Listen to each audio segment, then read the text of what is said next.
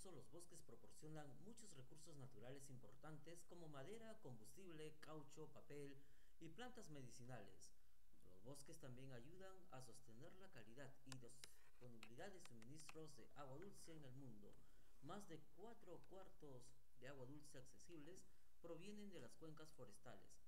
La calidad del agua declina con la disminución de las condiciones del bosque y coberturas. Riesgos naturales como diluvios, derrumbamientos y corrosión de la tierra tienen impactos más grandes. La mitigación del cambio climático. Es bien conocido que los bosques juegan un papel importante en nuestra batalla contra el cambio climático, almacenando el carbono, absorbiendo el dióxido de carbono de la atmósfera y capturándolo en su biomasa.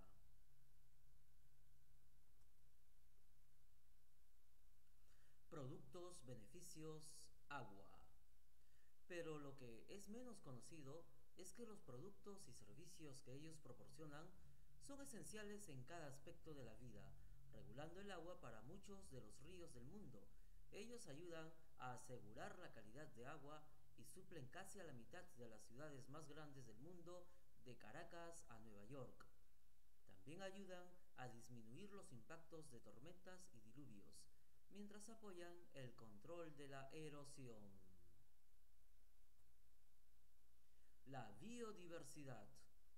Como el ecosistema más diverso biológicamente sobre la Tierra, los bosques son hogar para más de la mitad de las especies terrestres, desde los grandes simios hasta las criaturas más pequeñas.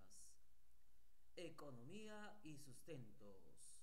Ellos también suplen los hogares con seguridad y sustentos a 60 millones de nativos, contribuyendo a los sustentos de 1,6 mil millones de personas a nivel mundial.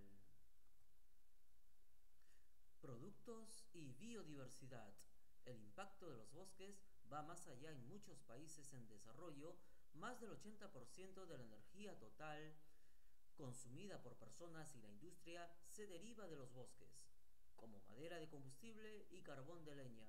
El comercio de la madera y otros productos del bosque se estiman casi 330 billones de dólares americanos por año. Su valor se multiplica como procesado en innumerables productos utilizados todos los días a nivel mundial. El uso de la diversidad genética dentro de los bosques permite el desarrollo de nuevas medicinas, el progreso en el cuidado de la salud y la ciencia. Beneficios de los bosques. Yo soy el licenciado William Vegaso Muro.